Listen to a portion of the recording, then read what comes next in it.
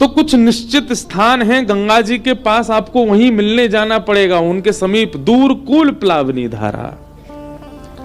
लेकिन ठाकुर जी ने फिर दूसरी गंगा प्रकट की। उस गंगा का घाट क्या है? बोले आत्मक कूल प्लावनी धारा। सभी जीवात्मा के आत्मा रूपी घाट से होकर के जो निकलती है वो भागवत की कथा है। गंगा जी का सीमित स्थान है, वहीं जाना पड़ेगा, पर भागवत जी सब जगह हैं। अमेरिका में भी हैं, ऑस्ट्रेलिया में भी हैं, इंडिया में भी हैं, आपको पता पाकिस्तान में भी हैं। हमारे कई श्रोता पाकिस्तान में भी हैं। हमारे संस्था पे फोन आते हैं, महाराज जी कराची आओ कथा करवे। मैंने कही सही सलामत लौटे आएंगे हम वापस। मैंने कहा तब तक आप ऑनलाइन ही सुन लो। बहुत वैष्णव है वहां पर भी, उनको कभी जब भी अवसर मिलता है तो आते भी हैं कई लोग। न्यूयॉर्क में हमारी कथा हुई थी, वो कथा तो कराई ही हिंदूवासी जो पाकिस्तान के हैं उन लोगों ने। 500 परिवार, 500 लोग थे, वो सब पाकिस्तान के ही थे। मुझे तो पता नहीं था कथा थी। दूसरे दिन एक व्यक्ति आया, बोले महाराज जी मैं एक ही दिन की कथा सुन पाया। मैंने क्यों? बोले घर जा रहा हूं वापस। मैंने कहा अच्छा कहाँ रहते हो? दिल्ली बम्बई। बोले नहीं लाहौर में रहता हूं। मैं तो डर गया, मैंने कहा भाई तुम लाहौर से? बोले महाराज जी जितना परिवार आपकी कथा करा रहा है सब पाकिस्तान से, सब भारत हिंदू, कुछ सिंधी, तो सब जगह है कथा। तो गंगा जी सब जगह नहीं है। गंगा जी का एक निश्चित स्थान है, वही है गंगा जी। आपको जाना पड़ेगा उनके समीप। पर ठाकुर जी ने अनुग्रह करके भागवती गंगा को प्रकट किया जो सबके समीप आती है। आज सुबह सुबह हम श्री नामदेव जी महाराज का चरित्र पढ़ रहे थे। बहुत सावधानी से सुनो सब लोग। नामदेव जी महाराज के चरित्र में एक ऐसी बात सुनने में आई, पढ़ने में आई, जिसको सुनकर के आप लोग घबरा सकते हो। अरे विराज जाओ, हम कह रहे हो उनको तो कहो थोड़ा शांति से।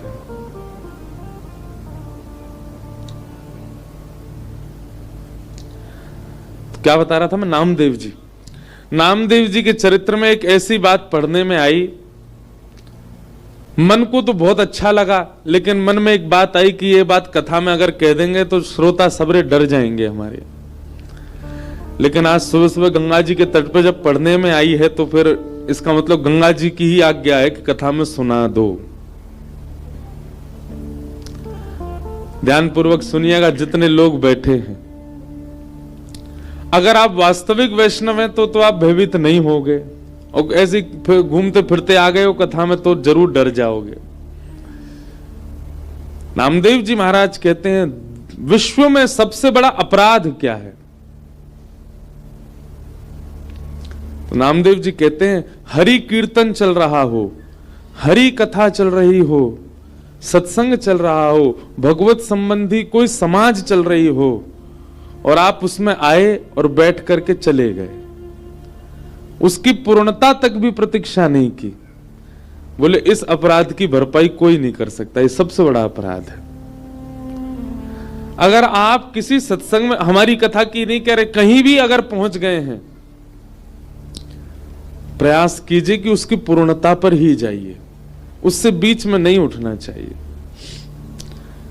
या फिर कोई कीर्तन प्रारंभ कर दें, जैसे किसी की फ्लाइट है, किसी को बेचारे को जाना है कहीं पर। हमारी कथा में तो बहुत सारे बेचारे लोग ऐसे आते हैं, उनको पता चल जाए कहीं कथा है तो पहुंचते हैं, कहीं से भी आते हैं। अब उनका कभी इमरजेंसी आ गई, जाना है, वो कथा में बैठे हैं, तो प्रतीक्षा करो कि कोई नाम धुनी हो जाए, कोई कीर्तन हो जाए, तब आप क्षमा मांग करके, प्रणाम करके, और ये वचन दे करके जाइए कि अगली बार आएंगे तो फिर विश्राम तक रुकेंगे, तब जाओ, बीच में नहीं जाना चाहिए। नामदेव जी कहते हैं बहुत बड़ा अपराध है, ये नामापराध है। इस अपराध से होगा क्या? भजन धीरे धीरे कम होने लग जाएगा, भक्ति धीरे धीरे घटने लग जाएगी, भगवत प्रेम जो आपके चित्त में थोड़ा बहुत भी है वो धीरे धीरे समाप्त होने लग जाएगा। वैष्णव के लिए तो ये सबसे बड़ा अपराध है। वैष्णव को पाप से डर नहीं लगता, वैष्णव को अपने द्वारा किए गए किसी दूषित कर्म के मिलने वाले फल से डर नहीं लगता। वैष्णव को सबसे बड़ा भय इस बात का कि ठाकुर जी दूर ना हो जाएं। और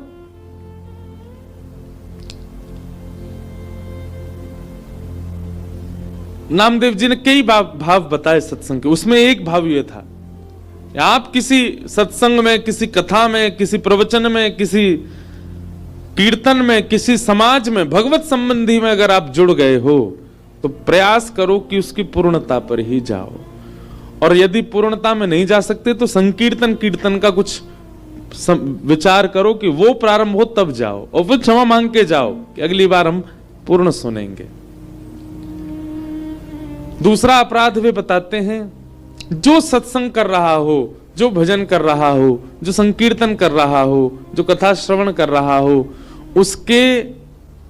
उसके भाव में विक्षेप किसी के द्वारा डालना, यह भी एक अपराध है।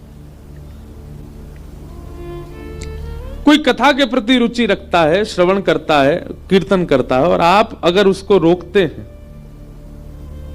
तो इससे भी भजन भाव कम होता है। ठाकुर जी को बहुत बुरा लगता है। किसी के भजन में, किसी की कथा में विक्षेप मत बनो, किसी के भजन में, किसी के तप में विक्षेप मत बनो। इन सब भावों का अपराध, वैसे हम जीवन में जो कुछ भी करते हैं हमारे कर्मों का फल हमारा कर्म ही हमको देता है, परंतु भगवत संबंधी कार्यों में जब हमसे अपराध बनता है तो फिर दंडित ठाकुर जी करते हैं। क्योंकि एक बात बताऊं बंधुओं, कथा के श्रोता आप नहीं हैं, कथा के श्रोता ठाकुर जी भी हैं। ठाकुर जी भी पंडाल में आते हैं कथा श्रवण के लिए, और अकेले नहीं आते, सब परिकर सब परिवार आते हैं ठाकुर जी। और जब कोई विक्षेप डालता है तो कहीं ना कहीं ठाकुर जी के भाव में भी विक्षेप होता है, ठाकुर जी को वो अप्रिय लगता है। नामदेव जी महाराज ऐसा कह रहे हैं। एक और बात कहते हैं, क्या अगर किसी की रुचि नहीं है कथा में और आप उसको पकड़ करके कथा में ले आए, सत्संग में ले आए, आपने एक दिन उसको कथा में बैठा करके देख लिया, फिर भी उसकी रुचि नहीं बन पा रही है, 2 दिन देख लिया फिर भी उसकी रुचि नहीं बन पा रही, 3 दिन देख लिया फिर भी उसकी रुचि नहीं बन पा रही, 4थे दिन मत लाइए उसको। जिसकी भगवत कथा, भगवत सत्संग, भगवत भाव में रुचि ना बने उसको ज्यादा फोर्स मत कीजिए कि नहीं चलना ही पड़ेगा। उससे भी आपके ऊपर अपराध लगेगा कि आप क्यों किसी भगवत विमुख को ज्यादा 1 आध 2 बार प्रयास कर लो बस, उससे अधिक मर भी अगर उसका मन ना बनता हो तो फिर छोड़ो, यह नाम अपराध है। भगवत प्रीति न करने वाले के सन्मुख भगवत यश का ज्यादा बखान करना और उसको प्रेरित करना कि वो भागवत कथा सुने आदि आदि, फिर भी परिवर्तित नहीं होता तो छोड़ दो, उसको रहने दो जैसा भाव में वो है। सबके चित्त में प्रेम उत्पन्न हो जाए, सबके चित्त में भाव उत्पन्न हो जाए, ये आवश्यक नहीं है।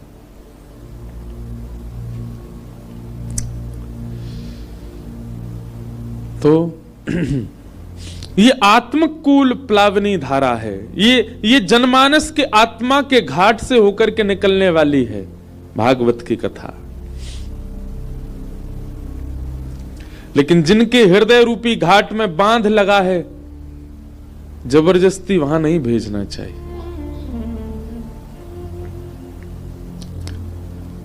तो हमारा परम सौभाग्य है, गंगा जी के तट पर हम आप सब लोग बैठे हैं। भले ही मौसम की प्रतिकूलता नहीं है कि हम गंगा जी में जा सकें, पर भागवत जी के लिए तो सबरे मौसम बढ़िया है।